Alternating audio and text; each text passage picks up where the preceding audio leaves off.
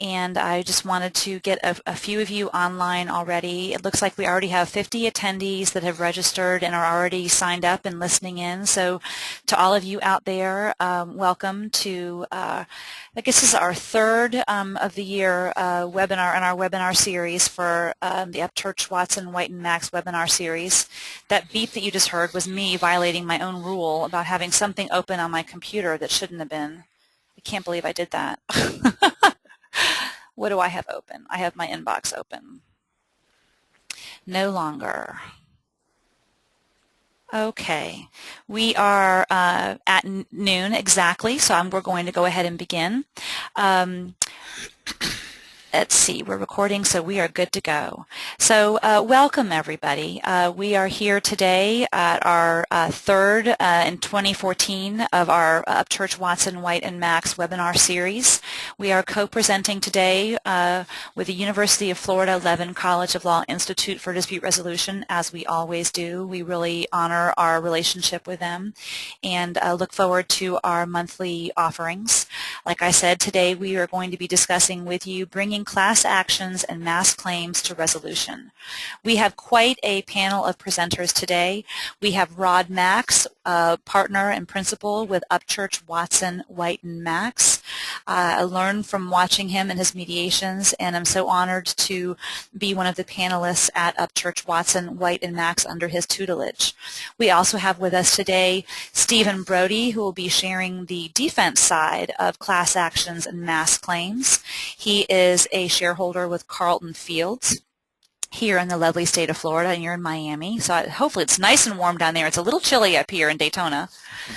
And we also have with us John Yanchunis, who is with Morgan & Morgan, who does the plaintiff side of class action and mass claims work. And John, you know me and my family, I believe, from Clearwater. Is that correct? Yes. Okay, great. I remember talking with you at a bar meeting, and it was just a nice connection to have, an old family friend. So welcome, everybody. Like I said, today we're going to be discussing bringing mass actions and class actions to resolution. We have a panel that really needs no further introduction. So with that, I'm going to go through a couple technical issues. You should have on your screen a toolbar for GoToWebinar. If you don't want to see that, press the orange arrow that's facing off to the right, and that will eliminate that toolbar so you don't need to worry about it. We have had some questions presented in advance, and we will go ahead and take those questions on air. If you have additional questions that you would like the guys to answer, there is a questions section on that toolbar. So push the orange arrow that's facing to the left, and that questions section will pop up. We have a lot of material to cover today, so I cannot guarantee that we're going to get to that question, but I can promise you that Rod or John or Steve will get with you after the webinar sometime in the next few days and get that question answered for you. Lastly, try and maximize our PowerPoint screen so you can see the full view and not just a little half view. There should be a big screen in the right-hand side, top right-hand corner. You should be able to click on that to maximize what you're looking at. So without further ado, let's go ahead and dig right into bringing class action and mass claims to resolution. Good morning, gentlemen. How are you all doing today? Doing fine, and thanks for helping us put this together, Sandy. It's always a challenge making sure all the technology is working, and when the internet's working, the power is on, and GoToWebinar is up and running, it's a good day for me. So without further ado, we're going to go ahead and begin talking about the confidentiality of class actions and mass claims. And Rod, I'm going to turn it over to you and your distinguished panel to go ahead and take it from here. Well, great, Sandy, and again, thank you. And it's a real honor to be joined by both Steve Brodie and John Yanchunis. These are the leaders of our field in class and mass actions from the respective side, and the opportunity to work with them both in mediations as well as in this seminar has been indeed an honor for me. We have a unique situation with class actions particularly, and mass actions as well, in that they're very much in the public eye. And I say that to say, you know, and the end result of a class action is court approval, which is very public. There are opportunities for people to question, as well as the judge to have to consider the approval thereof. And so the opportunities that we have in mediation are very important to use and utilize the confidentiality while we have it. And so from the moment we begin the process, and that's not just the day of mediation, as we'll be talking about pre-mediation, it begins when the mediation is commenced, is confirmed. When you've got a mediator and the mediator starts engaging, those conversations, those communications are confidential. Now when we get to hopefully resolution, then all of a sudden that becomes part of the public eye. But the opportunity to use confidentiality is a tool, is an opportunity to be used for good, to be used to be able to be candid, reasonable, to try to be able to work through things that would otherwise require a lot of posturing. John and Steve, I don't know how you see the use of confidentiality as we begin the process, but it seems to me as the mediator that not that I have to be involved in every one of your conversations, but if I can at least coordinate and facilitate it to initiate it, and then we go on through there. As most every mediation, I'll have a confidentiality agreement, and that says, okay, from start to finish, we are confidential with our discussions. Would you agree with that, or do you have a different thought with regard to confidentiality? Clearly, confidentiality is an important hallmark of the mediation process.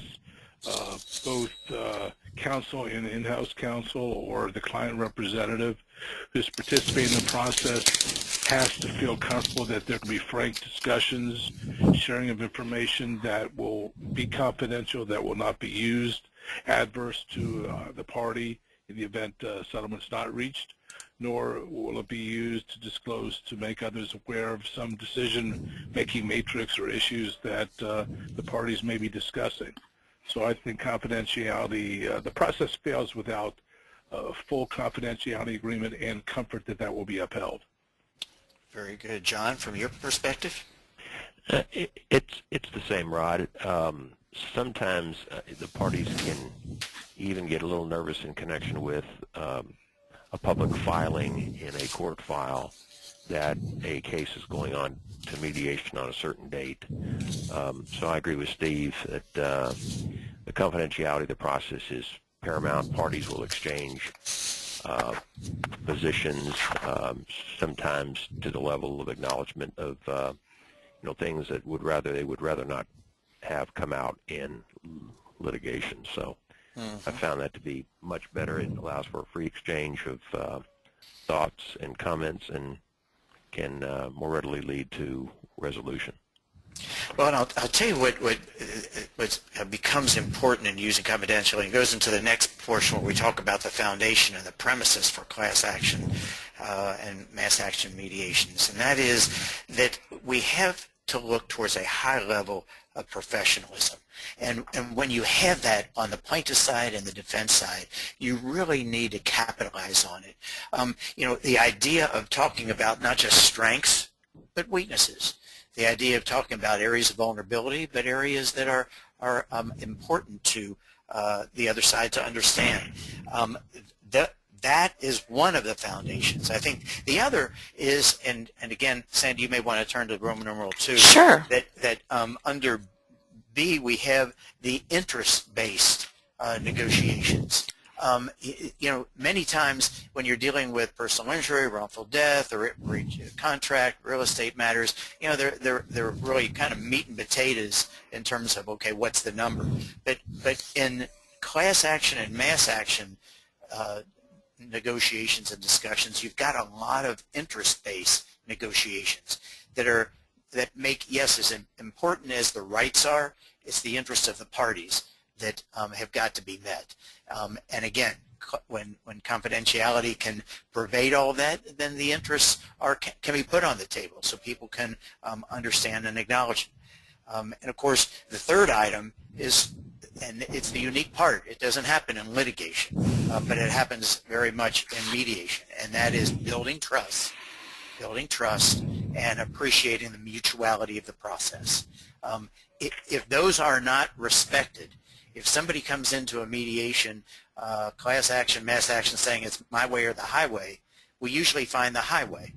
But if we can use mutuality and use the process of exchanging in the confidentiality of it, we build the trust, and then we understand that there are 2, 3, 4, or 5 sides to every story.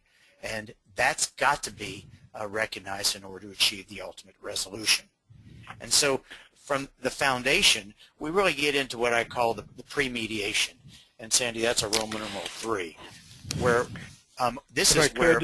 Yeah, Steve? Rod, let me throw something out there for a sec. Sure.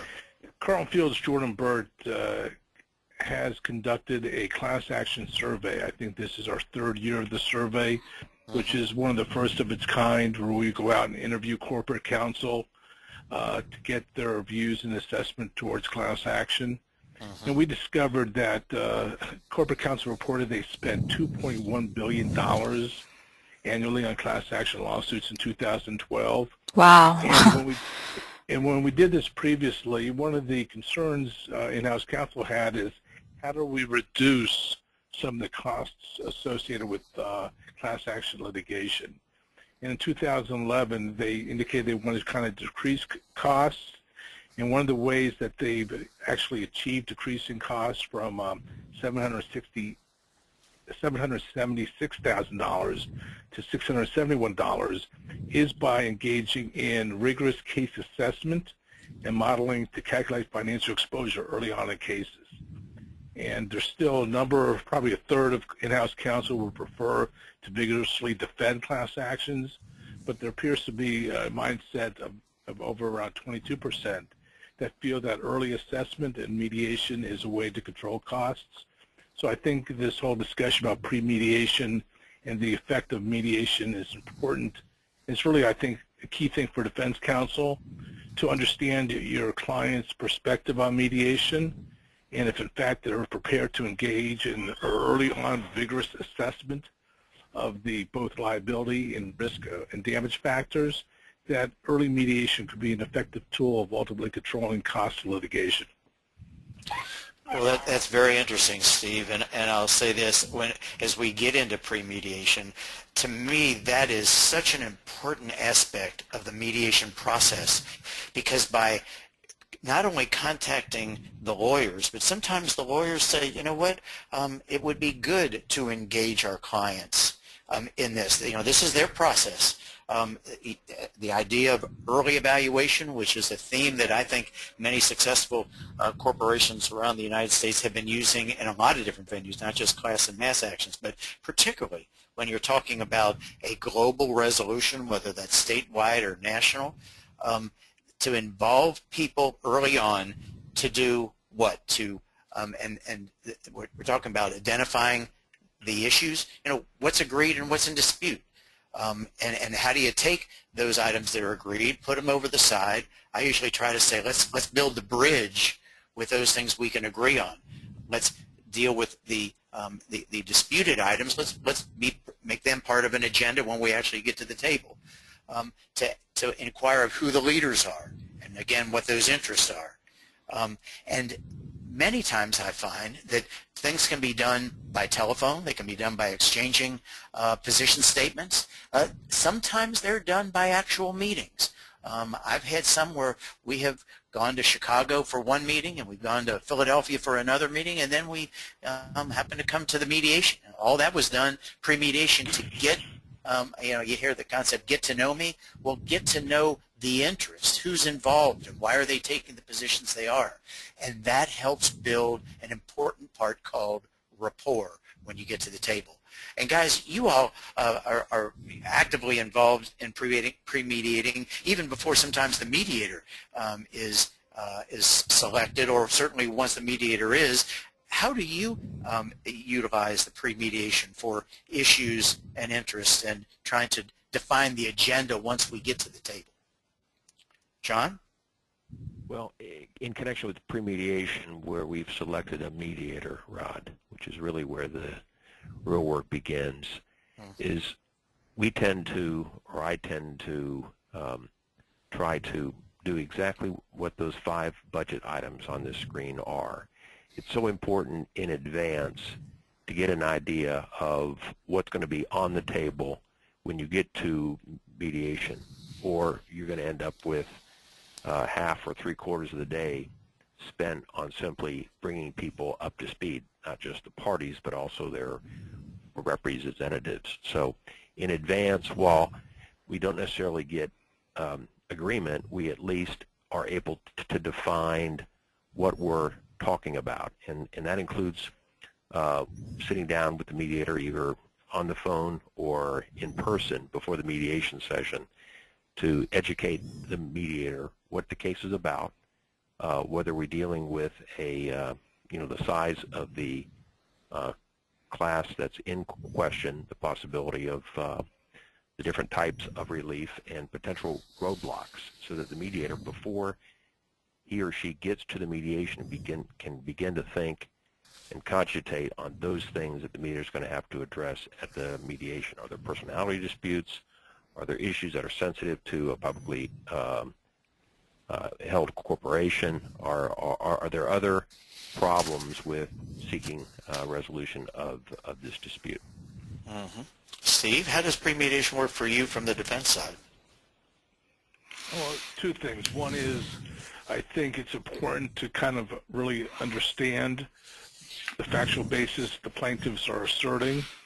2, I think it's important from the defense side to properly evaluate the legal strengths of some of the defenses you may have, including the ability, if there's, for example, arbitration provisions, which are in many of the cases in which there's consumer class actions, and the chances of getting those enforced, and how strong of argument does one have to oppose class certification. These are all issues that it's hard to really completely explore unless you have the ability to share information early on in the case. Everyone has different approaches.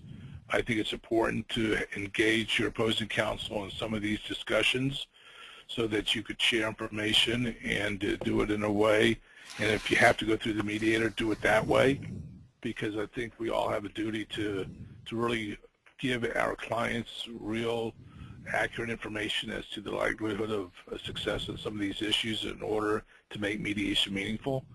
And if you find there's a lack of information, a lack of willingness to share, that sometimes it raises antenna that make it hard to properly evaluate a case. So to me, this is an important part. If there's going to be mediation, cases have to be evaluated properly. The other thing where this also is important is a lot of times there is another party that's identified, I should say not identified the litigation, but is a key player, and that's insurance companies. A lot of times there's insurance behind the scene that may be paying defense costs after a self-insured retention is satisfied, may or may not be involved with making indemnity payments. So a lot of insurance carriers will need to have a seat at the table at mediation, and a lot of insurance companies will need a full assessment of the underlying case before they're prepared to go ahead and make contributions for a settlement. Many times, while a party may want to engage in early discussion, if the carrier is the one ultimately funding any settlement or contributing to any settlement, there's a lot of work that needs to be done to get the carrier up to speed as well. I'd like to jump in, too, with a question, if you don't mind. We have several lawyers that are attending this via webinar, and they are new to the concept of class action litigation, or they are young lawyers that are maybe just handling their first or working on it with a larger firm. So for their perspective and from a more basic starting point, who typically attends the mediation, gentlemen, on behalf of all the different parties? Who's usually present on day one of a mediation of this sort? The class representative, of course, or if there's more than one, unless by agreement, the other side and the mediator have agreed that the class representative can appear by phone, because again, this is client-driven litigation. And then, of course, the lawyers who represent the parties. I do not always, if I have a case in which there are a number of law firms involved, I try not to bring everyone. Certainly everybody's invited, but I try to bring the key lawyers from those law firms who are part of the plaintiff's class group. And would the feeling about telephonic attendance be the same at one of these mediations as it would be in a normal mediation, which is it's not an ideal situation, it's better to have them there in person, or is the dynamic that much different in one of these mediations that telephonic is viewed differently? Well, personally, I think a client is more vested by being present. They have an opportunity to, not just hear, but see in how the process goes. I certainly am insistent on having a defendant representative there. It's the one occasion in which you have an opportunity to speak to the other side's client in opening statement, if that's used. It's not always used. It's easier for me as a class action lawyer to have my client present so the client understands what's going on, because it's not always as easy as consumers think to cobble together a resolution. And if they're there, they're vested. It helps establish adequacy, which is one of the Rule 23 elements. And ultimately, I want them to be able to testify what they observed and why they reached the result if they were called upon to do so. Okay, thank you, John. And this is Rod. We're also dealing with the mass action issue here, and so you're in a mass action uniquely. You're at a mediation anyway. The organization of that, because you're not going to have 1,000 people there. You're going to work your way towards the idea of who is going to be there, who are the leaders, who needs to be talking to try to negotiate for them, and there's got to be authority. So in order to have authority, there's got to have been a pre-mediation discussion to develop that level of authority. And so from the pre-mediation, I think what you're trying to do is identify the issues, the interests, the personalities, your leadership, and then you've got to, this last portion you see here, the agenda. Because if everybody, at least the lawyers going into the mediation, can know what this agenda is, then the lawyers can better lead their clients. And that is, it's such an important aspect of representation, and not just leadership, but representing your clients, that if you know what's going to happen and basically where things are, you can better lead, you can better formulate what you will need to get out of the mediation. And so pre-mediation is an integral part of both class actions. Mass actions, one thing I would comment on, because in mass actions, different than class actions, you have a variety of damages, different level of damages, different than a class action, which has commonality of those things. But in that distinction, many times you've got to be developing grids. You've got to be developing mechanisms of how you differentiate one client from the other. And before you can start negotiating, you've got to have an understanding of what those differentiations are.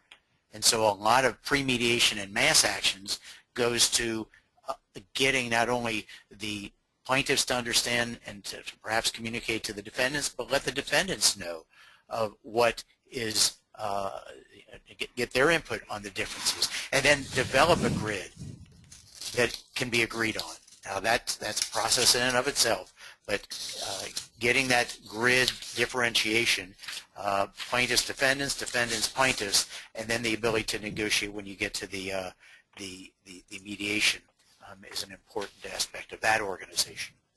But that kind of gets us into the mediation, and by way of your pre-mediation, you have what we call this issue sequencing, and that is what needs to be covered first, second, third. And again, some things are already in that what Steve was talking about before in terms of things agreed upon and those aren't agreed upon.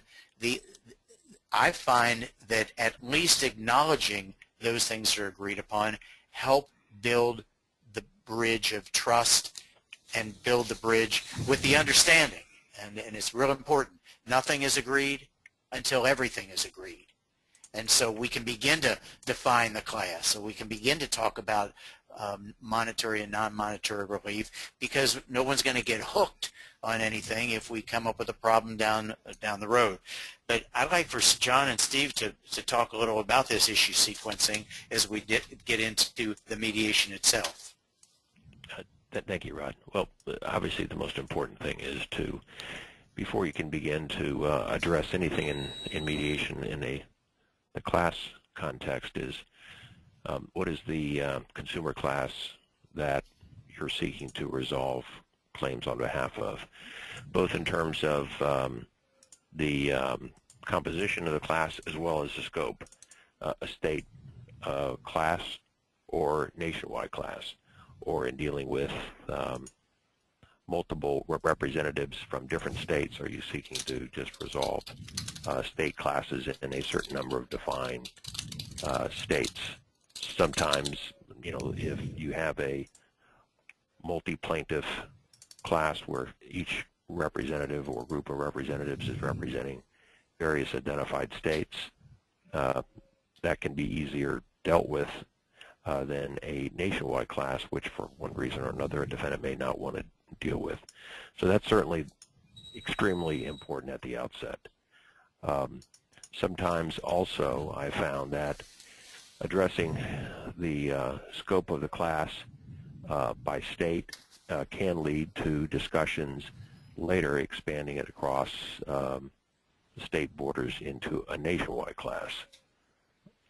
Obviously, types of relief in that regard is extremely important. Is this a non-monetary class where you're seeking to advance certain important rights, but not through money, because perhaps money isn't possible?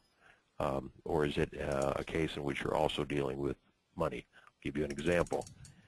I had a case involving a business that was overcharging consumers by small increments of money, where the businesses were representing that this was a tax or surcharge that they were passing on from the state.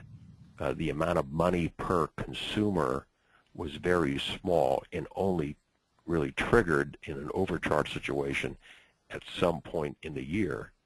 Well, the administration of being able, one, to identify what consumer had overpaid 21 cents, a nickel, depending upon what the surcharge was, would be extremely difficult, along with the administrative burden or cost of having to distribute that money to those individuals, because that money eventually we found out had not been remitted to the state of Florida. So, again, the focus in that case was non-monetary relief, because we wanted the conduct to stop, that is, to consumers to be charged if this was a pass-through or this was a surcharge to reimburse the defendant for what they had to pay to the state, so long as they gave clear notice to consumers that this was a charge being passed on to them that the company had to pay, then that was an important issue. So to the extent we had money that had been collected by the defendant, the only way to deal with that was a cypre award. So in large part, that was a non-monetary class case, and the cypre arose out of the injunctive relief component. Steve, how do you see working into that type of relief? You've got a client who is obviously sensitive to the monetary end of it. There's this non-monetary end. Is there any aspect of that you could speak to in terms of client sensitivity on those 2 points? Sure. First, on the monetary side, obviously, there's always issues with respect to the size of the monetary relief, the size of the potential class, whether or not there's the insurance company that may or may not be participating. Are they making a difference between certain types of monetary payment with respect to whether they're covered under a policy Some insurance policies, for example, may not cover if there is a return of profit or return of monies paid to by the class plaintiffs, and therefore to differentiate between that with respect to damages that the plaintiffs are seeking that would there may be coverage for that would not be covered by an exclusion under the policy. So that's always an important distinction from a monetary perspective, and there's always issues that one must be sensitive to, because you don't want to end up walking down one path with how you describe your monetary relief that may affect coverage for your client. The second, on the non-monetary side, obviously there are certain practices that make up a company's core business, and you want to make sure that the non-monetary relief, does not open up doors for other claims. You want to make sure that it's done in a way that's all comprehensive. It's something that's achievable, and a lot of times, still keeping your client's core business in place. Sometimes there are issues with respect to, other ways of compensating class members. A lot of different cases look at giving plaintiffs coupons or other things of value, and that's always an issue too from insurance coverage perspective as to whether or not that is the cost associated with providing coupons, is that covered under an insurance policy as far as the cost associated with it. But it's important, I think, to look at and assess beforehand, and that's why, going back to some of our pre-mediation discussions, the worst part is to have certain non-monetary things brought up at mediation for the first time, while you clearly have, if it's a large enough company you're defending, they'll have in-house counsel there, but they'll need to run some of the non-monetary relief by the business people. So the more you could have some of these things flushed out in concept, the more likely that you're going to at least be able to have some meaningful discussion at mediation. Steve, if I could interrupt for a second, this is Sandy Upchurch. I'm wanting to ask you a question that's been asked by one of our attendees. They were interested and intrigued by the Carlton Fields survey that you mentioned earlier, and the question that's been asked is, was that survey published, and if so, where?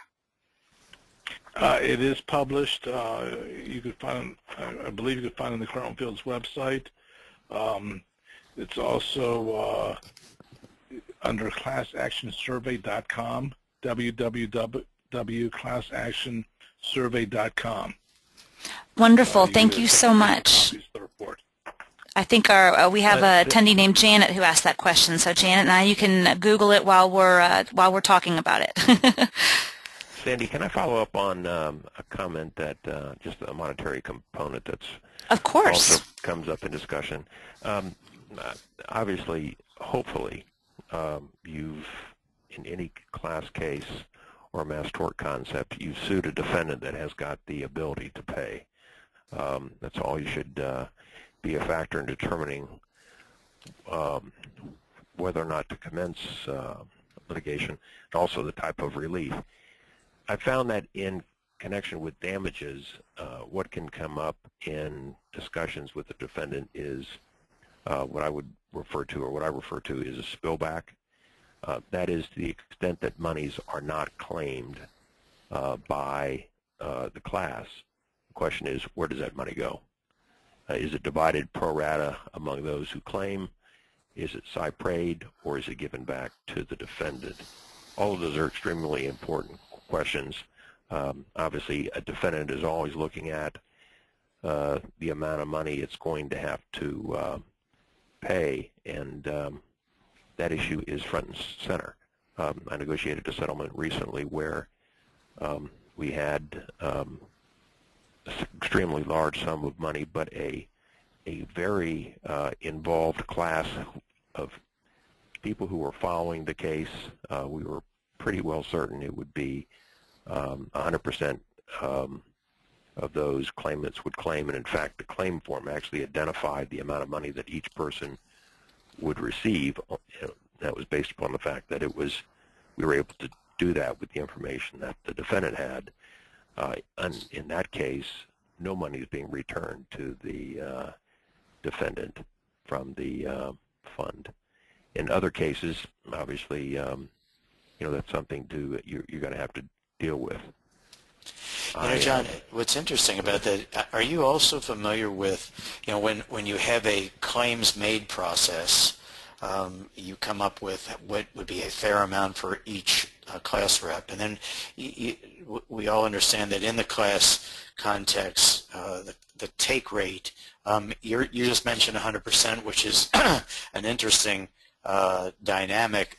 Many times that percent is well below 50%, maybe even below 25%, centering on 10 to 15% in terms of actual take. And yet on Steve's side, on the company side, their concern is the exposure.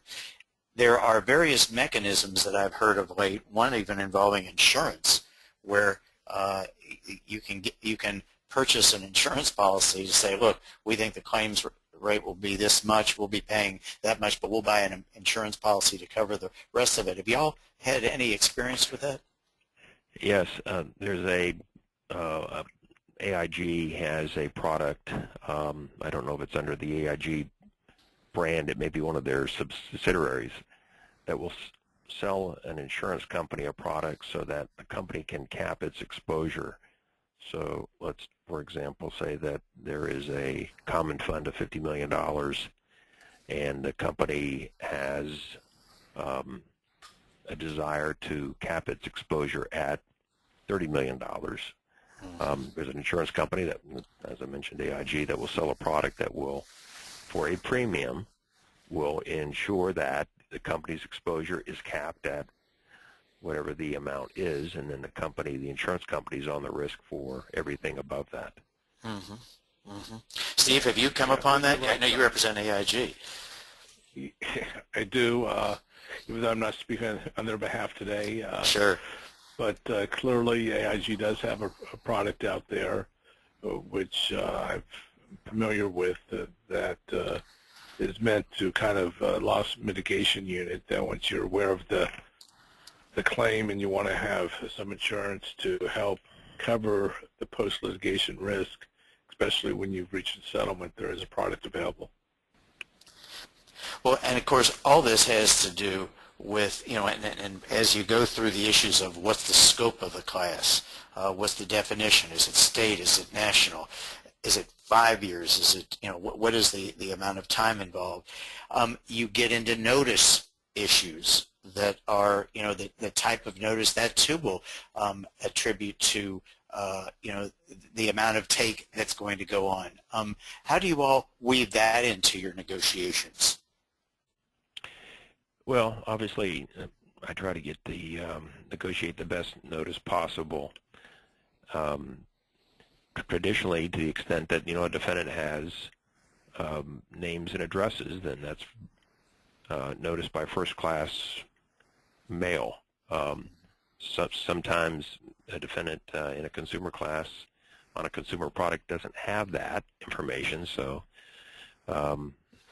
we negotiate both web or publication notice, but as more consumers get sophisticated, we go to a web-based form of notice. I was at a seminar that I spoke at last week in San Diego, and a notice administrator was publicizing its ability to use demographic information, to help better target who was in the class, so as to direct banner ads to web traffic that members of the class might be on, and at a very, very sophisticated level. So I think, again, as more people go to the internet, you're going to see more web-based use of notice, and courts have approved that under certain circumstances. So obviously, the best notice you go ahead, Steve. I'm sorry. No, go ahead. I'm sorry, John. Go ahead. No, I was going to say, obviously, from the plaintiff's perspective, we want the best notice possible to ensure that class members get notice, and if there's monetary relief, that they claim in to that relief. I'm sorry, go ahead, Steve. No, I was going to say, and also it appears that judges are more attuned to looking at the appropriateness of some of these procedures, and I think it's important that both sides to this equation could stand before a court and say that it's fair and proper, and that once a resolution is reached, I think everyone's on the same side doing the best one can to make sure that some of these requirements are satisfied, and the federal judge could feel they're satisfied if they're a federal class action or state court. But these are all critical factors of the approval process. You know, the one item that we have listed here under issue sequencing is opt-in, opt-out. And of course, opting in is, you know, can be part of the claims made process. Opting out is an interesting issue because what a defendant is trying to achieve is finality. And you know how broad that brush can be to end this. Opt out, obviously, it puts a defendant at risk, and I guess there's a level, you know, but many times we negotiate, well, what's the percentage opt out? If 5% or 3% or 10%, how do you see that working in your class action negotiations? Well, hopefully you've negotiated a settlement that's fair, reasonable, and adequate, and as close to perfection as possible, although that's not perfect. So there is always going to be some segment of a class that will opt out merely because they don't want to be a part of a case or a class, and it has nothing to do with the nature of the relief or the quality of their claim, and those folks you'll never hear again. You have opt-outs sometimes who believe that they're far better off pursuing their own claim, but in the consumer litigation context, that's going to be pretty rare because consumer litigation on the class basis by its nature is the aggregation of claims which individually those claims would not be brought because the dollars at stake are minor. Obviously, in dealing in a case where the dollars are much larger, then you might see more opt-outs. Last week at the judicial panel on multi-district litigation arguments in San Diego, there was a MDL petition filed by a defendant to transfer and consolidate opt-outs of a very large class case where the damages for each individual claimant was pretty large. That was rare. You don't typically see that.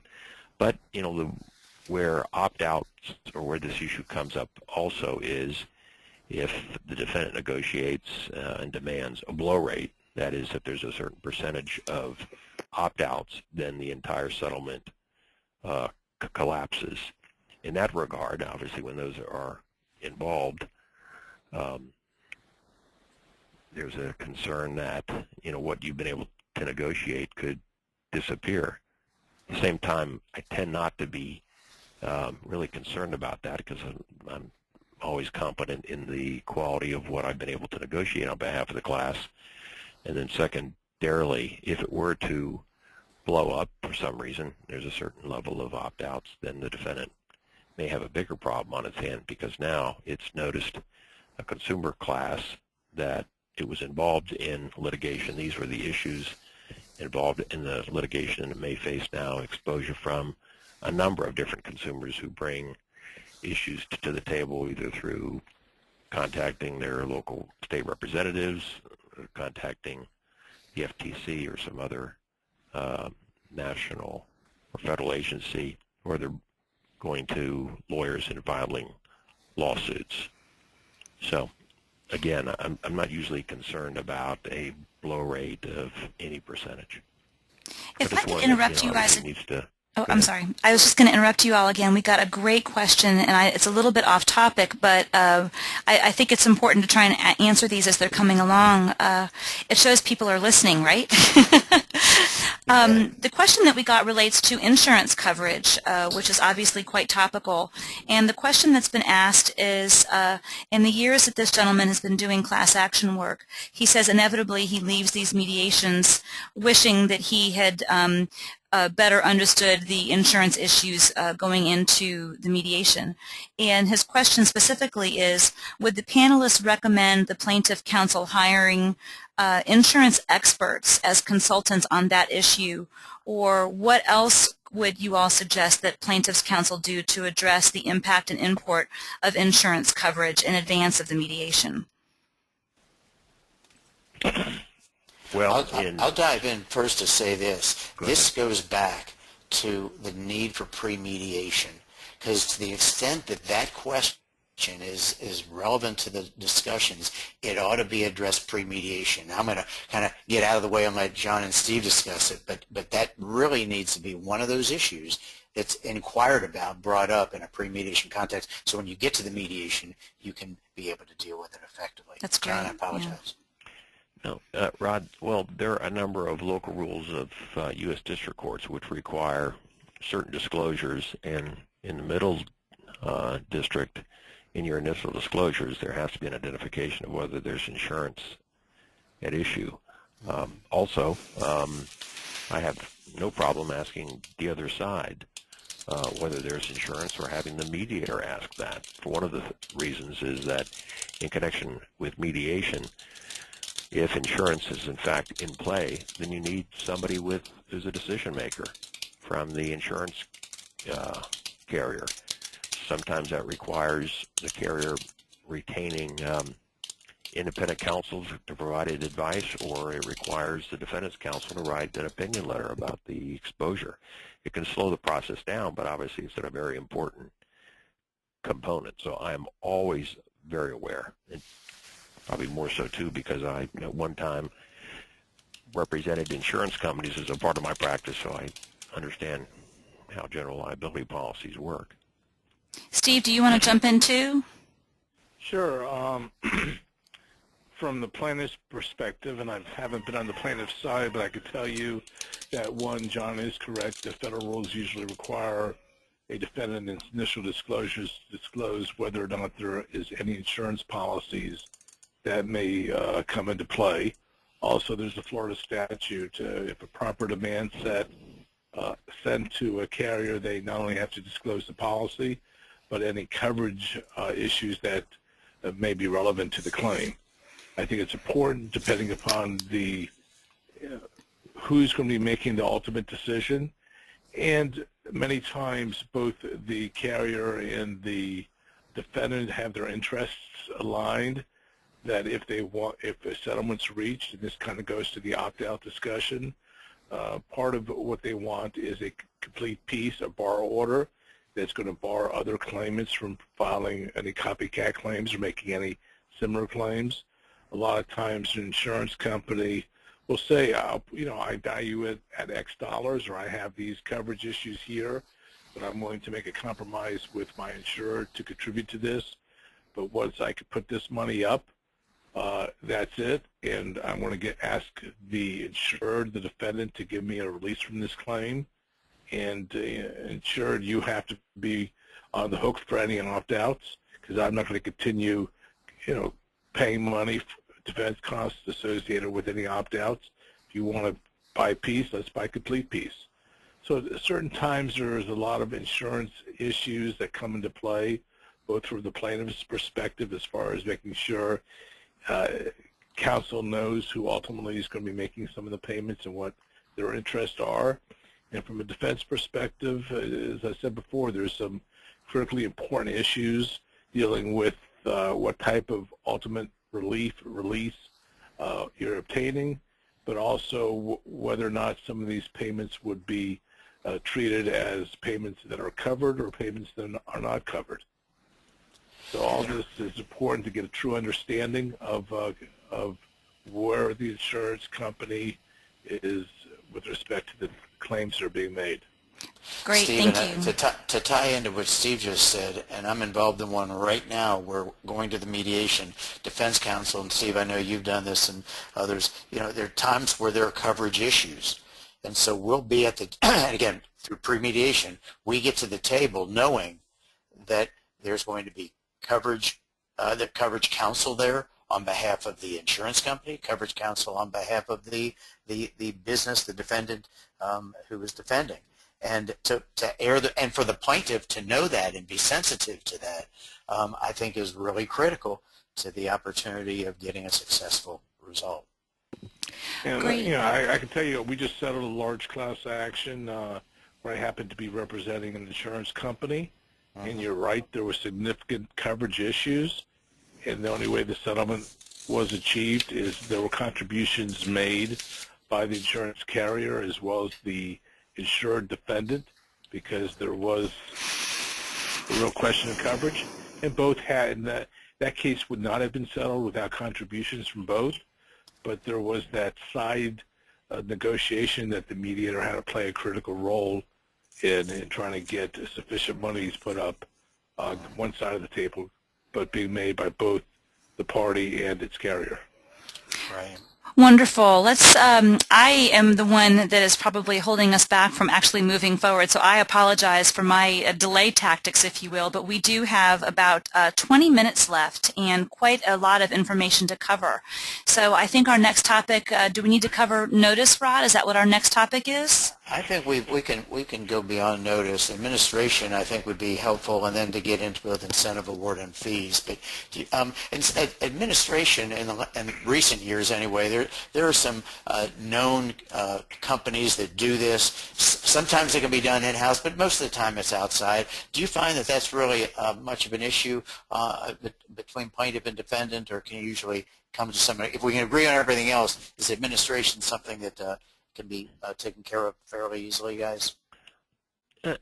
Rod, you're right. There are a number of very good administrators out there who handle both the notice as well as claims administration, and that's expanded over the course of years.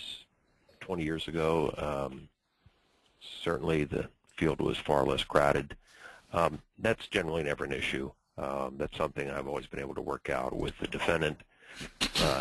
Cost, I think, is an issue for the defendant because the defendant always bears the cost. There are some cases I'm aware of, none of which I've been involved, in which the common fund established in a settlement is the source of for paying for administration. I don't negotiate that. I've never had to worry about that. So I'm very sensitive to the fact that the defendant wants to maintain a lower cost, but at the same time I'm very concerned about getting a very experienced administrator to handle both the notice as well as claims administration. So I think it's something we've always been able to work out. Steve? Yeah, there's unfortunately sometimes the costs, depending upon the size of the class and the method of publication, can vary and be expensive. Quite often, even though some clients want to try to do it themselves, I think unless they really have the systems in place, it's better to use an administrator to do it. And one of the issues that does come up, depending upon what the terms of the settlement are, is whether or not there's some proof required by a member of the class who submits a claim, and whether there is a methodology in the settlement agreement for the defendant to object to making a payment to a particular member if those conditions aren't satisfied, and what is the methods of doing that, and how do you have that particular class member's dispute be resolved. Those are all important things that are part of the administration of the class and part of the negotiations of the settlement. I think the next two portions are where we really get into some important issues, and I want to focus on it by way of the issue sequencing we just talked about. It is important that these next two items are right where you see them. We need to first define our class, talk about non-monetary and monetary relief, deal with opt-ins, opt-outs, notice, and administration, and then we begin to deal with, okay, so what's the value of an award to a class rep, and then after that, then at that point deal with attorney fees.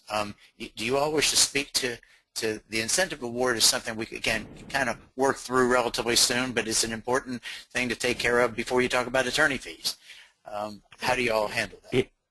It's something that I handle right at the inception of any representation of a potential client in a class case. One of the things that is so important is the issue of adequacy, and that is that the class representative not seek or receive anything more than any other member of the class. I'm very upfront with that. I want to make certain that that's the expectation, that's the understanding.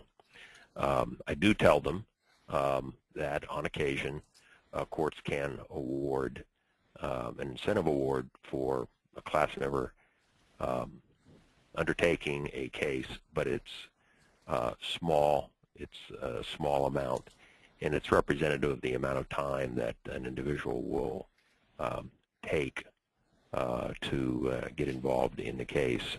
So in connection with the incentive awards, when that issue is negotiated after all the essential elements of the settlement have been reached, I am very mindful of whether the case was a one-year campaign or a 7-year campaign, whether or not the class representative was exposed to having to attend the deposition, the amount of discovery the class representative was forced to endure, as well as the amount of litigation that took on during that that period of time that the case was pending. So I'm constantly monitoring the case law to ensure that my understanding of what a courts will award is the same. It's updated.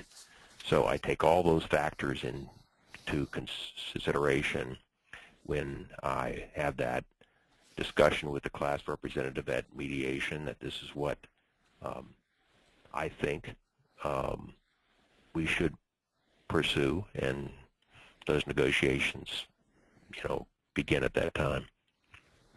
Again, with the understanding that ultimately the court needs to approve it and could award nothing, although I've never had that occasion. The other thing, and this is something I never even thought would be an issue, but it's come out of some case law in the Ninth Circuit, where the class representative's award was tied specifically in writing to supporting the settlement.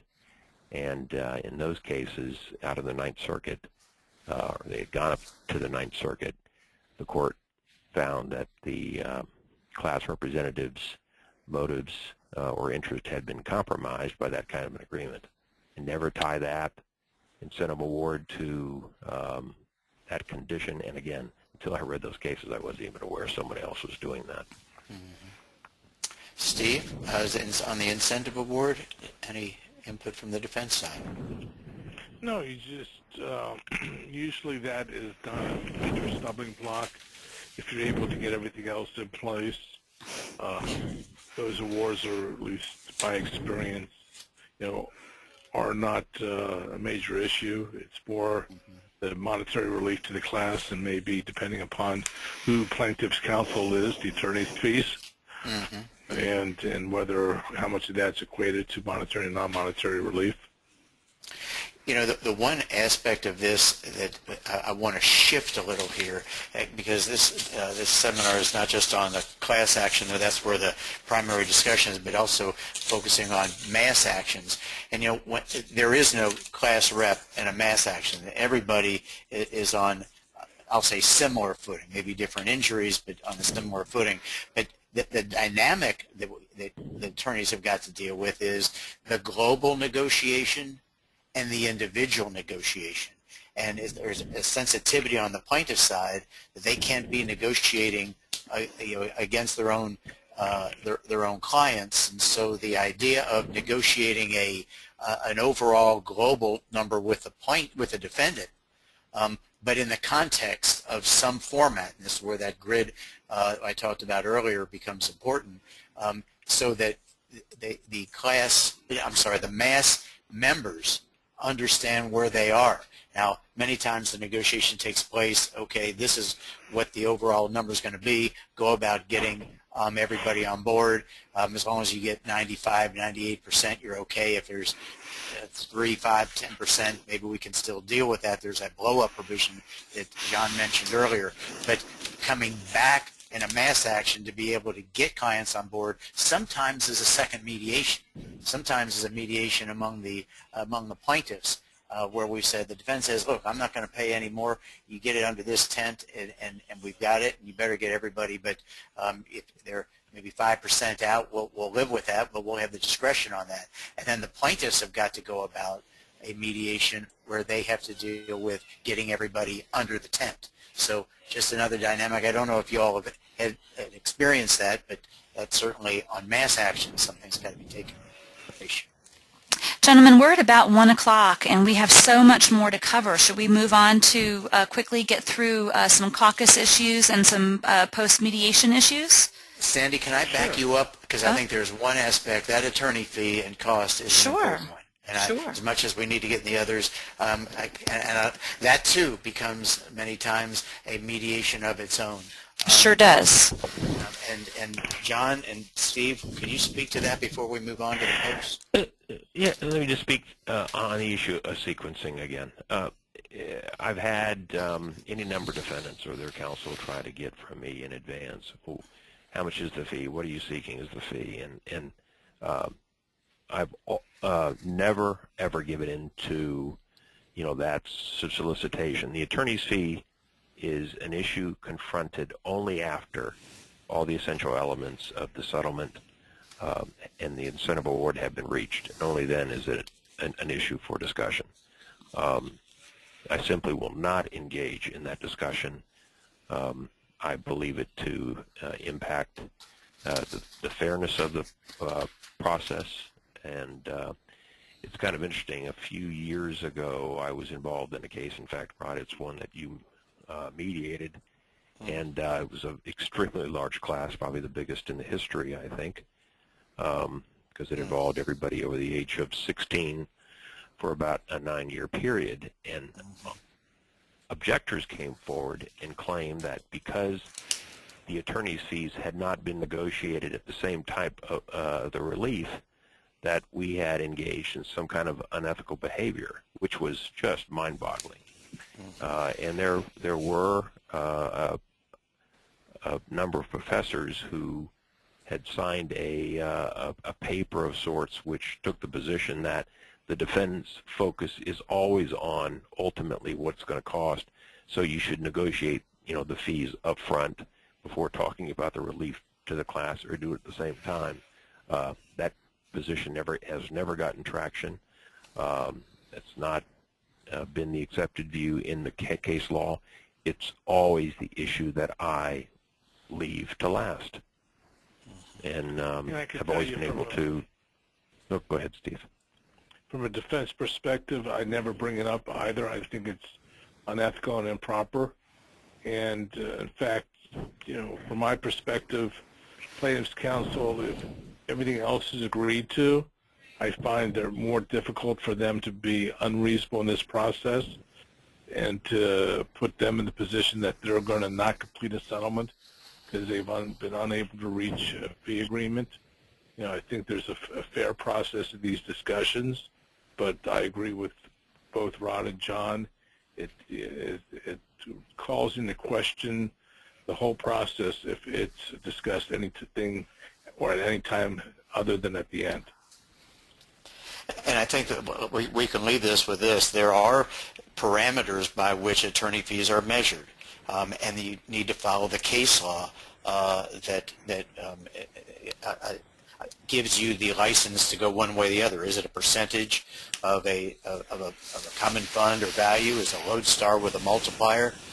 Is there some consideration of statutory entitlement?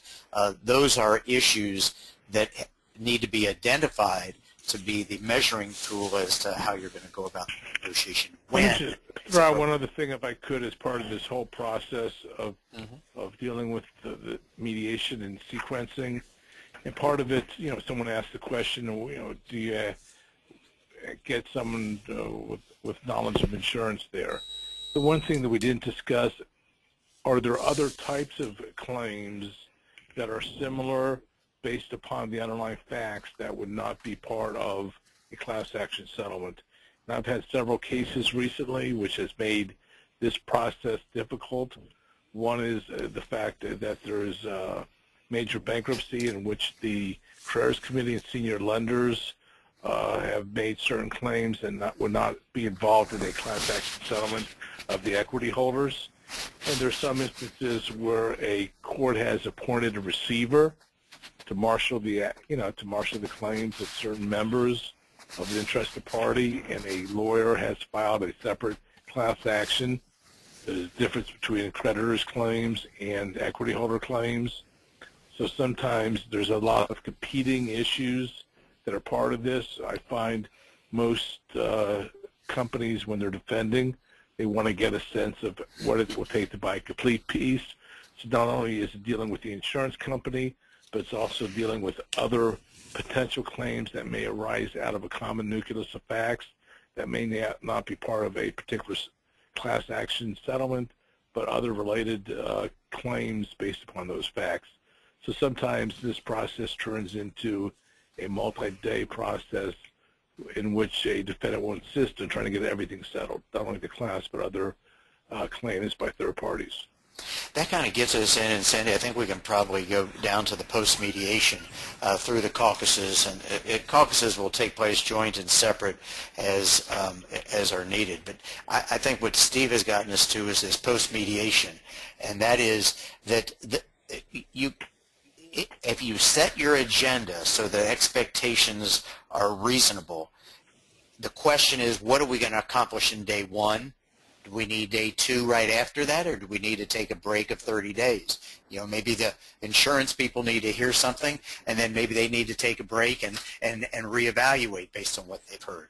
So there's, in the issue sequencing, there's also a meeting sequencing.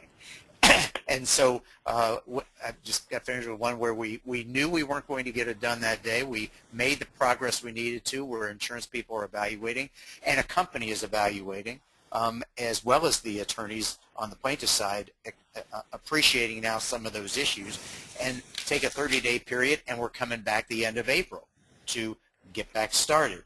But I think in addition to just meeting, one of the base values of post-mediation is you can get on the telephone. Now, the telephone works because in the world of confidentiality, am I talking to the plaintiff today or am I talking to the defendant today? That's confidential. And so there are some aspects of the confidentiality that help in post-mediation by telephone, as opposed to being in the same room where you know where the mediators come out of a room to get into the other, so you know that he's bringing a particular message from a particular side. But the phone mediation, strategically placed and confidential, can really assist in keeping a process alive, keeping it going, never quitting, and reconvening in person if and when it's necessary. How do you all feel about post-mediation? I think it's, from my perspective, the only way cases get resolved is by continuous communications. I often say I will proceed with the case as if there's no chance of settling, but I'll proceed with settlement as if it's the most important thing to do. I separate the two. I'm as aggressive as I can be when it comes time to defending a client and doing it, vigorously and with zeal. But I'm never opposed to continuing having communications. And to me, a good mediator is someone who will keep people involved in the process. Many times I've been involved where we've had early mediation and it wasn't successful, but several months later we've come up with ways at least to minimize the issues, which leads to maybe a third mediation session. I've had one case where mediation lasted over 2 years. We had 8 sessions, but ultimately we ended up getting it resolved. And it takes time. Issues were crystallized, discovery, legal issues were ruled on by the court, And people, in some respects, found it was better to have it resolved by your own hands than totally relying on the legal system. But I think it's important to keep dialogue going. Well, and I appreciate. Absolutely. And there's sometimes they're just. Go ahead. I'm sorry. No, go ahead, John. No, I was just going to follow up. Sometimes, you know, if you've got several days set aside or one day, you simply can't address all the issues. And that process that continues, whether it be by continued in-person sessions or phone or a combination thereof.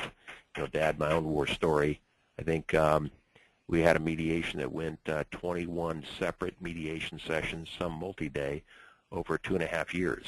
And that's putting aside the countless number of phone conversations with the mediator and with the mediator's assistants on the other side.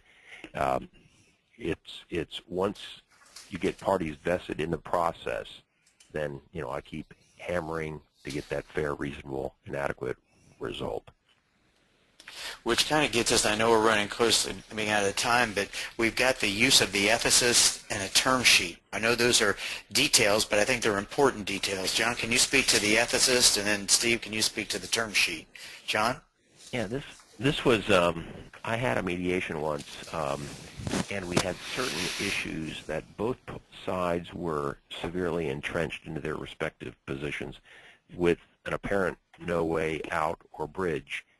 And what the mediator did in that case was to retain his expert to help us bridge those issues, to deal with both a significant substitution or substantive, not constitutional issue, as well as a ethical issue.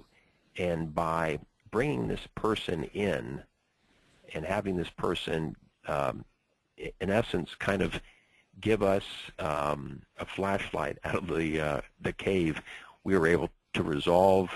Actually, it was one of two different cases, and then that case withstood scrutiny both at the lower court and the appellate court. I had never done it before.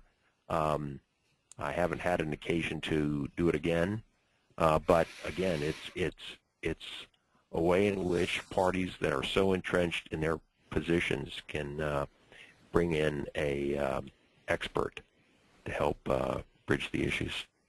Very good. On the term sheet, Steve, can you speak to that? Because I know that's the agreement.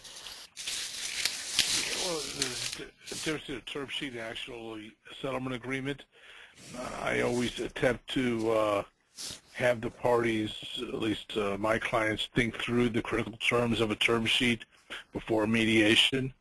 Obviously, I don't share it with the other side, but I think it's important to kind of walk through the different terms of what you anticipate the settlement will look like. You know, how would you describe the class members? How would you describe the form of consideration? What type of proof would be required? What type of non-monetary relief, if any, would you consider? What's the appropriate claim process? What would you look towards as far as the proof of claim form, and what type of broad-based release are you looking for in the settlement process? If I could jump in, I'm sorry. Go ahead, Steve. You use that as the basis for your ultimate settlement agreement, which you're going to file for preliminary approval with. But it forces both counsel to have a good conversation with the client as to what we're looking to as part of the end game in the mediation process. And especially if you have insurance company involved, you want to make sure they're on the same page as far as what are the terms they want to see covered in a term sheet. And then you want to make sure there's no misunderstanding with the mediator and with the opposing counsel. So quite often, if we're able to have a term sheet done at the time of mediation and filled in, then we do that. If not, we try to get one done within 24, 48 hours thereafter. I was just going to jump in, Rod, if you don't mind, and say I think that doing a term sheet in advance is so wise because especially I would assume for defense counsel and for the insurance companies, and because there are certain terms and provisions that they want in there and they want certain specific language. That language is going to get forgotten, left behind, overlooked, or something if it's done that day or in the days that follow. If there is a considerable period of time in advance, they can get together and start looking over what those required provisions are. It's just less work at the tail end, and you're more prepared at the tail end. Less panicking moments, less overlooking things, less mistakes are made. So I think that was, I think that's spot on, is doing things in advance for the term sheets for sure. And with that, I think it brings it down. The affidavit that sometimes a mediator does is simply in support of the arm's length, non-collusive nature of the mediation. I have given affidavits in support of what has been done, the way it's been, and not to get into the substance, but just to talk about the fact that it was arm's length and non-collusive. And there have been times that I've testified where I've been subject to the cross-examination of an objector or even the court wanting to know what happened, of course, with the approval of each side and exposing the process. So the mediator can help in support of a class action. Rod, I don't know what you want to do. We are pretty much out of time. We are exactly at 1:15, and I'd like to go ahead and, if you don't mind, maybe give everybody the webinar CLE information, and then anyone that wants to jump back in and listen to the confirmatory process, would that be okay with you? I'm going to take that as a yes. I take silence from my husband as a yes, so I'm going to take that as a yes. Can we get a puppy? Dead silence? Yes, we're going to get a puppy. Actually, the confirmatory discovery is really that's in the word of post-mediation, a class action will end subject to confirmatory discovery. And so Steve and John, am I right about that? Yes, sometimes in the mediation process, there's a need to confirm certain things that have been exchanged because depending upon where the case is, there may have been an issue not ventilated in discovery. There may be an issue that's come up in connection with, say, a damage analysis and a need to take discovery, whether it be request for production in interrogatories or a combination with a deposition. I have recent experience in the last couple of months of, again, having a defendant run a damage analysis based upon information that it had that we did not have, and a need to explore through the individuals who conducted that the accuracy of what the number ultimately was. So that can be a very important part depending upon the nature of the case and the nature of the settlement. Wonderful. Sometimes non-monetary relief may play into when a particular class period may end, and there may need to be confirmatory discovery about the, in fact, implementing that non-monetary relief to ensure that it's been done adequately so the court can properly determine when the class period is over. Wonderful. I'm just submitting a reference to all of our guests, a chat to our entire audience that, as you can see on the screen, we have our Bringing Class Action and Mass Action CLE information online. The Florida Bar course number is 1401476N. Yes, we will take your calls afterwards and give you that Florida Bar course information, but we will make fun of you if you call us and ask us for it, because we just inevitably we get one or two phone calls afterwards asking for it, and we do have to make a little bit of fun of you, but we will gladly give that. Make fun of your husband. Yeah, we that's just turnaround is fair play, Steve. That's all that is. But I want to thank all three of you. I think today was extraordinarily well received. I can tell from the number of questions we got in advance and from the level of interaction we got from our audience while we were talking. I can tell if people are attentive or are not by the dashboard that I've got, and they were all plugged in the entire time. Thank you all so much. Steve, Rod, and John, I could not have Thank you, Sandy. imagined a better a group of individuals to handle this very complex topic. I hope that you will join us again for another maybe follow-up on this topic, because obviously it's something that's growing. We were talking earlier about I guess you call them security breaches or informational breaches, and those are happening more and more, so I think we're going to be having more of these types of causes of action long into the future. So please take note of the Florida Bar course number 140146N, and please note that we do have an April webinar coming up with Michelle Jernigan. We already have about 150 registered. Whether you want to know it or not, you need to know what's going on at your client's brain during mediation, the good, the bad, and the ugly. So please join in. Michelle will shed some light on that topic for us. She is very well prepared, has written several articles about this topic, and I'm very excited to present her to you on April 17th at noon.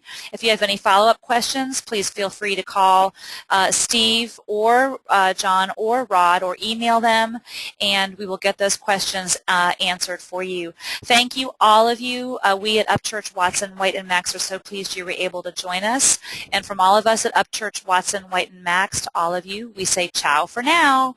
Bye, everyone. I want to thank everyone as well. Goodbye. Thank you all. Bye-bye now. Thank you, guys. Appreciate it. Bye.